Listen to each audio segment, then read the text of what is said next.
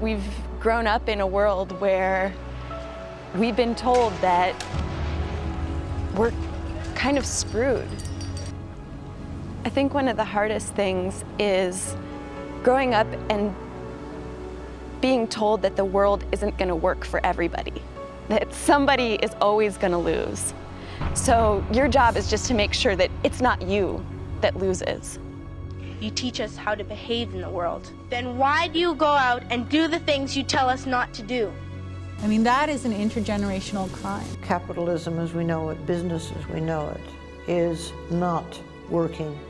It's made a lot of money, but it's also made a huge mess, and the mess is now undermining the making of the money. People think, oh, if I own this sports car or that yacht, I'm somebody. The old story is he who dies with the most toys wins. So it's really a call for support and aid from every one of us in this world. The cells of humanity are still fighting each other. Someone dies and then someone kills someone else, and I wanted the cycle to end. Remember that word, compromise? I chose to quit violence because I know that violence brings only more violence.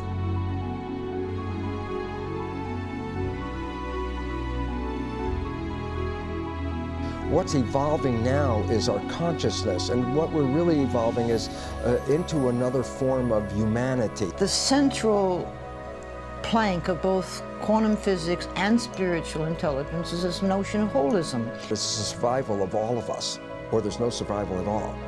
We want a world that works for everybody, and somewhere we know that that's possible. In some ways, the revolutions that are happening, the chaos that is occurring, is to be welcomed. There was enough corruption in Egypt, I think, to feed the world. We're breaking down the old systems so the new can come into being. People merged together from all classes in all districts. They got to know each other, they exchanged phone numbers, they got organized. And it also evolved to being a community-based support system. It's basically the birth ground of real democracy. They had just erased all the differences. It has actually uncaged their caged souls. I saw a lot of situations where I said, I would go and fight. But the Egyptian people are by nature the sweetest in the world, out of my perspective. And what they have done is that amazing that the president of Austria has said that the Egyptians deserve the Nobel Prize of Peace. I think that Egypt now is going to be in the heart of a different kind of world that's going to mean hope and prosperity for a lot of people. Nations are effectively crucibles of consciousness.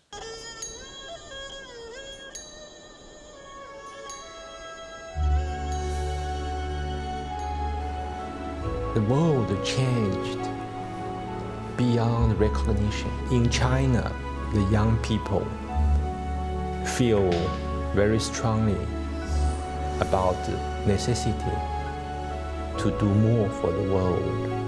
You know, the concepts, democracy, human rights, so it's from the West. The world is facing many challenges, but the mindset is still in the past.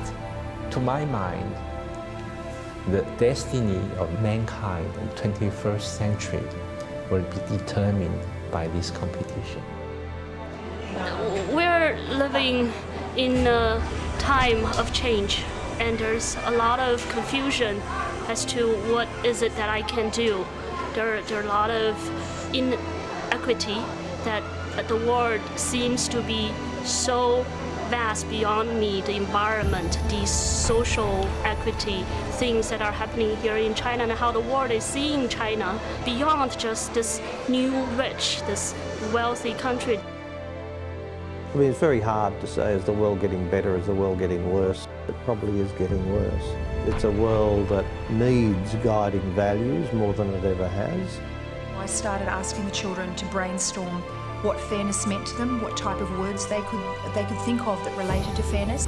I'm a firm believer in that children with a good values base will do the best they possibly can academically. One of my favourite values is respect, because that outlines basically everything that you do. it's in all of the other values. It's, I have to say, it's the first one you have to learn. We human beings who are soft-wired for empathic distress, is it possible we could actually extend our empathy to the entire human race? If it's possible to imagine that, then we may be able to save our species and save our planet. Where are the philosophers of mind? Where are the philosophers of soul? Where have they all gone? We need them. No matter how old you are, you shouldn't lie. It's not honesty. Once upon a time, there lived an emperor who was so insecure he spent all his time obsessing about his clothes.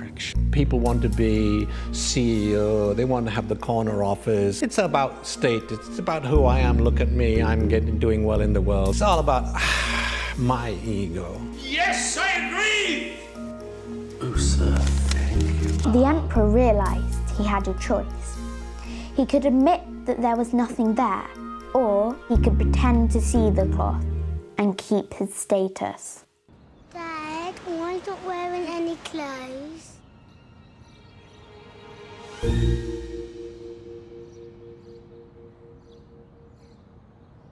The modern illusion is that there's an inexhaustible supply of money, materials, and natural resources.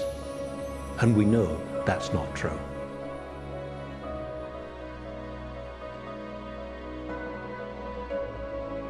People define me as a philanthrope and banker.